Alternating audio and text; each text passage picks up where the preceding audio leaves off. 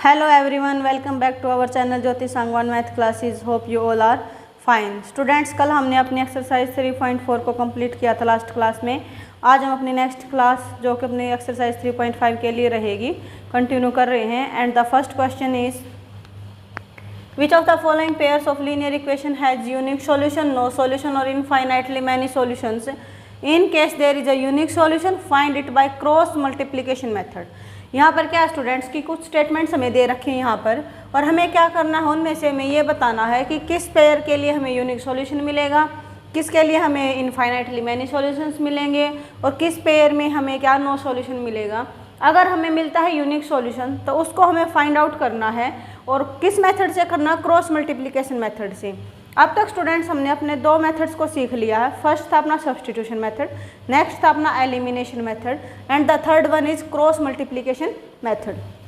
आज हम अपना क्रॉस मल्टीप्लिकेशन मेथड को करेंगे कि हम इसको कैसे सोल्व आउट करते हैं लीनियर पेयर को by cross multiplication method.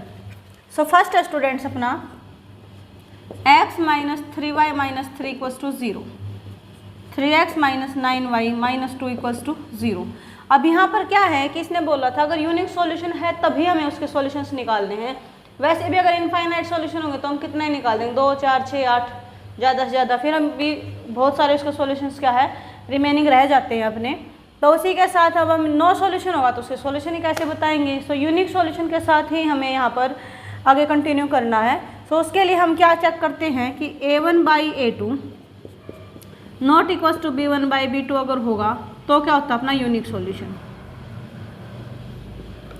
Otherwise क्या होते हैं इनफाइनाइटली मैनी सॉल्यूशंस जाएगा या फिर नो सॉल्यूशंस जाएगा. तो हमें यहाँ पर क्या a1 क्या है अपना x कोफिशिएंट 1, a2 क्या अपना 3, b1 क्या है अपना -3, b2 is -9, c1 is -3, c2 is -2. ठीक है. सो हमें चेक करना क्या a1/a2 is equals to b1/b2 आता है. a1/a2 is equals to b1/b2. क्यों? क्योंकि देखो a1/a2 कितना अपना 1/3 है. इसको ऐसे कर लो आप. a1/a2 कितना अपना 1/3 और b1/b2 कितना अपना -3/-9 यानी कितना 1/3. सो a1/a2 is equals to b1/b2 है. बट हमें क्या चाहिए नॉट इक्वल्स टू, यानी कि यहाँ पर या तो इनफाइनाइट वाली कंडीशन जाएगी या फिर नो सॉल्यूशन वाली कंडीशन जाएगी. अब उसको चेक करते हैं हम कैसे जाएगी. अब क्या है c1/c2 कितना हो जाएगा -3/-2 यानी कि 3/2. अब यहाँ पर हमें क्या मिल गया कि a1/a2 is equals to b1/b2 but not equals to c1/c2. a1/a2 is equals to b1/b2 but not equals to c1/c2. ये कंडीशन कब होती थी अपनी, जब लाइन कैसी होती थी पैरेलल जाती थी, है ना, यानी कि पैरेलल लाइंस होती थी. यहाँ पर पैरेलल लाइंस हैं यानी कि कहीं पर भी इंटरसेक्ट नहीं करेंगी. इंटरसेक्ट नहीं करेंगी तो क्या है सॉल्यूशन नहीं होगा. So no solution. सो इसका क्या हम सॉल्यूशन नहीं निकाल सकते हैं. आई होप कि आपको समझ में आया होगा फर्स्ट पार्ट कैसे करना है हमें. नेक्स्ट है अपना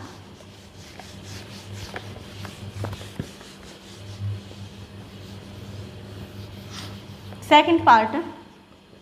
उसमें क्या स्टूडेंट्स a1 अपना 2 है, b1 1 है और c1 अगर हम 5 को इधर लेके आएंगे तो -5 हो जाएगा. So c1 is equals to -5. ठीक है. उसके बाद क्या अपना b1 is 3, b2 2 and c2 is equals to -8. क्योंकि अगर हम 8 को उस साइड से इधर लेके आएंगे तो -8 हो जाएगा equals to 0. So c2 is equals to -8. फिर हमें क्या चेक करना है क्या इसका यूनिक सॉल्यूशन है. उसके लिए क्या करेंगे हम a1/a2 कितना हो जाएगा 2/3, b1/b2 कितना हो जाएगा 1/2 यानी कि ये 2/3 है, ये 1/2 इक्वल नहीं है. So a1/a2 not equals to b1/b2. तो नॉट इक्वल्स टू आ गया यानी कि यहाँ पर हमें क्या मिलेगा यूनिक सॉल्यूशन मिलेगा. ठीक है. अब वो यूनिक सॉल्यूशन होगा क्या उसको फाइंड आउट करना है. बट इसने क्या स्पेशली बोला क्रॉस मल्टीप्लिकेशन मेथड से. तो उसको हम कैसे करते हैं,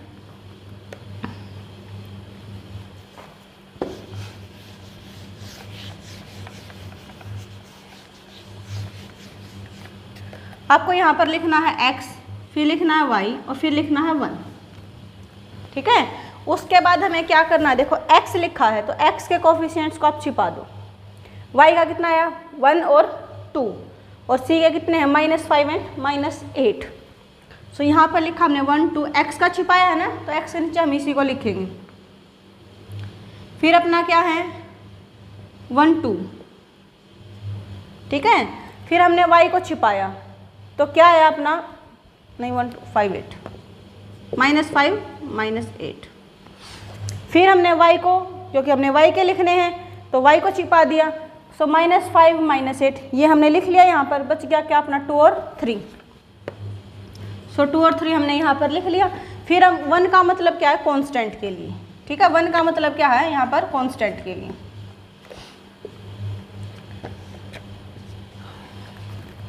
1 जो रिप्रेजेंट करेगा कांस्टेंट टर्म को करेगा। सो हमने क्या किया कांस्टेंट को छिपा दिया। अपना क्या बच गया 2/3 और 1/2। सो 2/3 और 1/2। सो 2/3 हमने लिख लिया। नेक्स्ट क्या बच गया अपना 1/2। इस तरीके से करना है।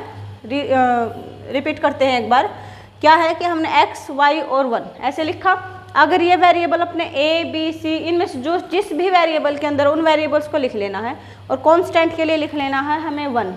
फिर हमें क्या करना है x को लिखा तो हम x के लिए लिखेंगे क्रॉस मल्टीप्लाई। नाम से ही है कि हमें क्या करना है क्रॉस मल्टीप्लाई करनी, यानी कि लाइक कुछ ऐसे करना। हमें क्रॉस मल्टीप्लाई ऐसे ही करते ना, यानी कि हमें कुछ ऐसे बनाना है। तो उसके लिए हमने क्या किया वेरिएबल्स को लिखा जो भी वेरिएबल्स हैं और कांस्टेंट के लिए 1 को लिखा। फिर हमने फर्स्ट वेरिएबल को निकालना x को निकालना तो x को कवर कर दिया हमने, ठीक है। क्या बच गया 1/2 y वाले कोफिशिएंट्स और c वाले यानी कांस्टेंट वाले -5 -8 उनको लिख दिया 1/2 -5 -8। फिर हमें क्या मिल गया y। अब हमें y के लिए क्रॉस मल्टीप्लाई करनी है तो y को ही छिपा देंगे। क्या बच गया 5/8 और 2 रिवर्स नहीं आना है, आगे से ही चेक करना, फॉरवर्ड करना है। सो 5 8 एंड -5/8 एंड 2 एंड 3, ठीक है। फिर हमें क्या करना कांस्टेंट को छिपा देना है। अब हमें फिर से फॉरवर्ड ही करना है, रिपीट भी नहीं आना है। सो 2 3 1 2 2 3 1 2, ठीक है। उसके साथ स्टूडेंट्स फिर हमें क्या करनी क्रॉस मल्टीप्लाई।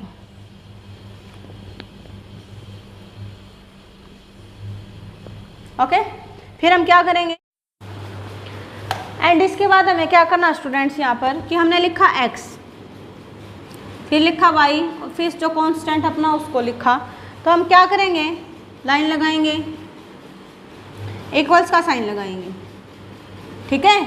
उसके बाद हम क्या करेंगे अपना मल्टीप्लाई करेंगे यहाँ से स्टार्ट करके ऊपर से नीचे की तरफ।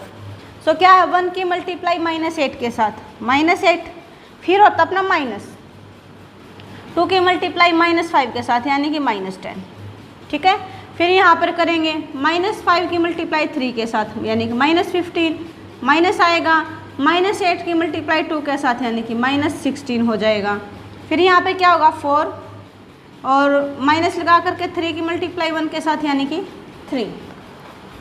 उसके बाद हम क्या करेंगे x बाई माइनस माइनस हो गया अपना प्लस -8 + 10 यानी कि 2 -15 प्लस हो जाएगा +16 यानी कि 1 4 - 3 यानी कि 1। अब क्या है कि तीनों नंबर एक दूसरे के इक्वल हैं यानी कि कोई भी दो नंबर इनमें से इक्वल रहेंगे अपने। सो वी कैन से x/2 = 1/1 एंड y/1 = 1/1। यहाँ से हमने क्या किया x की वैल्यू निकालनी है तो क्या करेंगे 2 उधर जाके मल्टीप्लाई करेगा। सो x = 2 हो जाएगा और y = 1 हो जाएगा। So this is our solution, ठीक है।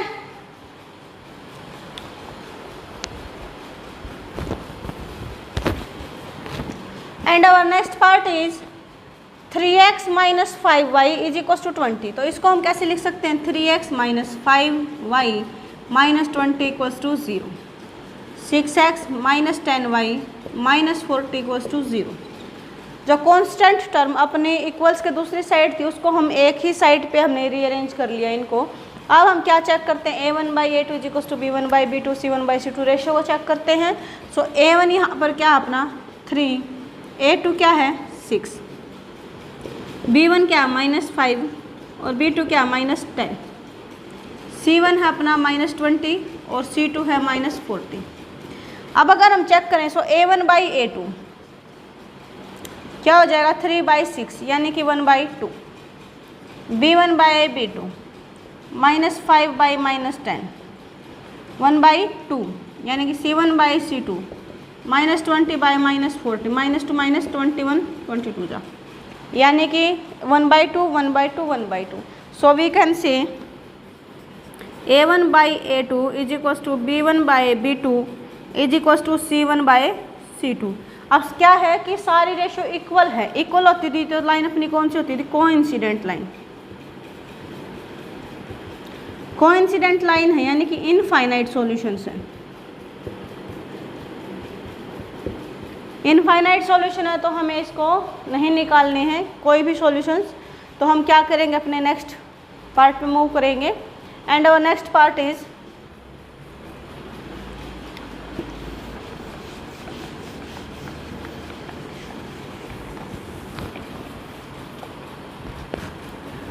so next part is x minus 3y minus 7 equals to 0, 3x minus 3y minus 15 equals to 0। यहाँ पर क्या है अपना स्टूडेंट्स, a1 कितना है 1, a2 is 3, b1 is -3, b2 is -3 and c1 is -7 and c2 is equals to -15। अब हम क्या करेंगे, रेशियो को चेक करेंगे। सो a1/a2 मीन्स 1/3, b1/b2 -3/-3 यानी कि 1/1। सो ये क्लियरली विजिबल है कि a1/a2 is not equals to b1/b2। अगर a1/a2 b1/b2 के नॉट इक्वल्स में आ जाए तो क्या होता था, यूनिक सॉल्यूशन। ठीक है, यानी कि यूनिक सॉल्यूशन है। अब जो यूनिक सॉल्यूशन है हमें उसको क्या है, फाइंड आउट करना है क्रॉस मल्टीप्लिकेशन मेथड से। तो क्रॉस के लिए फिर से हम क्या करेंगे, x लिखेंगे, y लिखेंगे और 1 लिखेंगे। कांस्टेंट के लिए 1 लिखेंगे, जो भी दो वेरिएबल्स हमें दे रखेंगे उन वेरिएबल्स को लिखेंगे। यहाँ पर x और y है तो हमने x और y को ही लिख लिया। अब क्या है, हमें x के लिखने तो x को छिपा दिया, y के क्या है -3 सो -3 ठीक है। फिर क्या है -7 और -15 यानी कि -7 -15। फिर हमने लिखने हैं y के, सो y को छिपा दिया, -7 -15 -7 -15 हमने ऑलरेडी लिख लिया। फिर क्या अपना 1 और 3 यानी कि 1 और दैट मीन्स 1 and 3। उसके बाद कांस्टेंट को लिखेंगे तो इसको हमने छिपा दिया। अब क्या लिखना, 1 3 -3 एंड -3। सो 1 3 को ऑलरेडी लिख लिया हमने, क्या बच गया अपना -3 और -3। फिर हमें लगाने हैं एरो।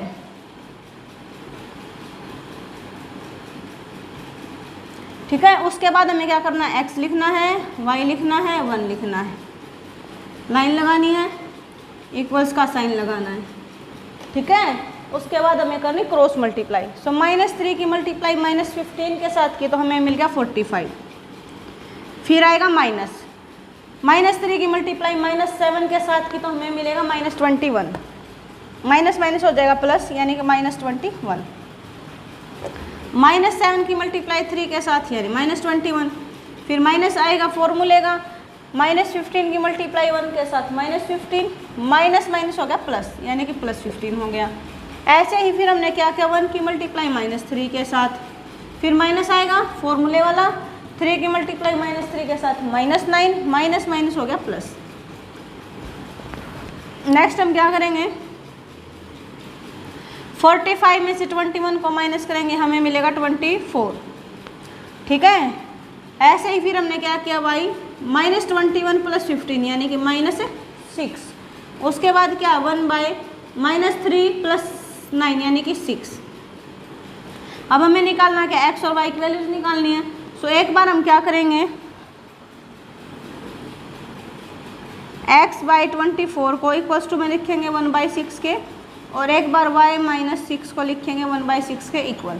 अब यहाँ से हमें क्या चाहिए, x चाहिए, तो 24 एक्स्ट्रा उधर जाके क्या हो जाएगा, मल्टीप्लाई में हो जाएगा, x = 24/6, 6 4 जा 24 यानी कि x = आ गया 4। अब y निकालना है, सो -6 डिवाइड में उधर जाकर हो जाएगा मल्टीप्लाई में, -6/6 यानी कि -1। So y = -1। So this is our solution and our first question।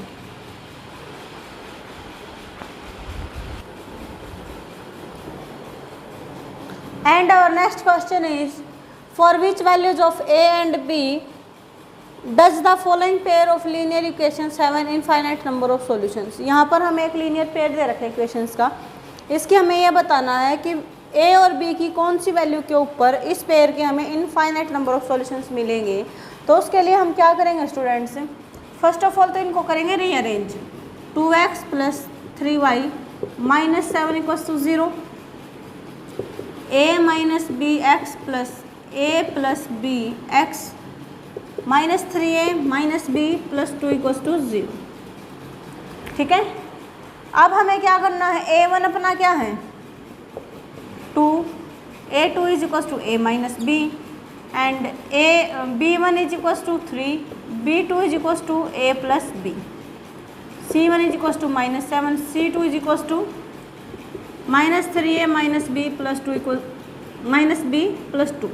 ठीक है, अब हमें क्या करना है, इनफाइनाइट सॉल्यूशन है, इनफाइनाइट सॉल्यूशंस दे रखे हैं इसके, हमें सिर्फ ए और बी की वैल्यूज़ निकालनी है। सो इनफाइनाइट सॉल्यूशंस कब होते हैं, जब अपने a1/a2 = b1/b2 = c1/c2, यानी कि तीनों रेशो क्या हो, अपनी सेम हो। तो क्या है, लाइन कोइंसिडेंट लाइन होती हैं, और कोइंसिडेंट है यानी कि बहुत सारे नंबर्स पे एक दूसरे को क्या करती है, टच करती है, मीट करती हैं, तो उनके क्या इनफाइनाइट सॉल्यूशंस हैं। तो इनफाइनाइट सॉल्यूशंस की कंडीशन अपनी होती है a1/a2 = b1/b2 = c1/c2। अब इस कंडीशन के अकॉर्डिंग हमें क्या करनी, वैल्यूज़ को पुटअप करना है। सो a1 का मतलब क्या है 2, a2 means a - b, b1 का मतलब क्या है यहाँ पर 3, और b2 का मतलब है a + b, c1 means -7 -3a + 2। ठीक है, अब हमें क्या करना है, यहाँ से a और b की क्या निकालनी, वैल्यूज़ निकालनी है। तो हम क्या करेंगे, 2 पेयर्स को इक्वल लिख लेंगे। सो 2/a - b = -7/- 3a - b + 2, और क्या हो सकता है अपना 3/a + b = -7/- 3a - b + 2। ठीक है, अब क्या करेंगे, क्रॉस मल्टीप्लाई। सो यहाँ से हमने क्रॉस मल्टीप्लाई की तो हमें मिलेगा -6a - 2b + 4, और 7 के साथ करेंगे तो मिलेगा -7a + 7b। अब इनको क्या है, फिर से रीअरेंज करेंगे हम। सो -6a, 7a इधर आके हो गया प्लस का 7a, -2b, 7 इधर आएगा -7 भी हो जाएगा, +4 = 0। -6 + 7 यानी कि 1a, -2 - 7 यानी कि -9b + 4 = 0। सो एक इक्वेशन हमें यहाँ से मिल गई स्टूडेंट्स। नेक्स्ट हम यहाँ से निकाल लेंगे, क्या है, हमने क्रॉस मल्टीप्लाई किया, सो हमें मिल गया -9a - 3b + 6 = -7a - 7b। अब फिर से इनको क्या है, रीअरेंज करेंगे। सो -9a, 7 आएगा इधर प्लस हो जाएगा, -3b + 7b + 6 = 0। -9a + 7a means -2a, -3 + 7 यानी कि 4b + 6 = 0। अब यहाँ से हम क्या है, -2 कॉमन भी निकाल सकते हैं। सो -2 हमने कॉमन निकाला तो a - 2b - 3 = 0। -2 इधर मल्टीप्लाई में है, उधर जाके हो जाएगा डिवाइड में, सो मिल जाएगा 0, यानी कि a - 2b - 3 = 0। अब ये है अपनी सेकंड इक्वेशन। अब क्या है, 2 इक्वेशंस हैं, लीनियर है क्योंकि डिग्री 1 ही है, और 2 ही वेरिएबल्स हैं a और b। अब आप इसको सब्स्टिट्यूशन मेथड लगाओ, एलिमिनेशन लगाओ, या क्रॉस मल्टीप्लाई लगाओ, जैसे भी आपको सूटेबल लगे वैसे लिखाओ इसको। अभी मैं लगाती हूँ यहाँ पर एलिमिनेशन मेथड लगाती हूँ। तो मैंने लिखा पहले vertically a - 9b + 4 = 0, a - 2b - 3 = 0। अब हम क्या करते हैं, एलिमिनेशन के अंदर कोफिशिएंट्स को इक्वल करते हैं एक वेरिएबल के। यहाँ पर क्या है, a जो वेरिएबल है उसके कोफिशिएंट्स ऑलरेडी सेम हैं, तो हमें क्या है, साइन चेंज करना बस। ठीक है, कैंसिल आउट, -9 + 2 यानी क्या हो गया, -7b, 4 + 3 यानी कि 7 = 0। सो वी कैन से -7b = -7, माइनस से माइनस कैंसिल आउट, b कितना हो जाएगा 7/7 यानी कि 1। सो b की वैल्यू आ गई अपनी 1। अब हमें क्या निकालना है, a भी निकालना है। सो a को आप निकालने के लिए b की वैल्यू आप 1 में 2 में कहीं भी पुट करो। हमने पुट किया सेकंड में, पुट इन सेकंड क्या थी a माइनस 2b यानी कि a माइनस 2b यानी कि 1 minus 3 equals to 0। So a minus 2 minus 3 equals to 0। So we can say a is equals to 5। So a की वैल्यू 5 और b की वैल्यू अगर 1 होगी तो हमें इस लीनियर पेयर के अंदर क्या है, इनफाइनाइट सॉल्यूशंस मिल जाएंगे स्टूडेंट्स।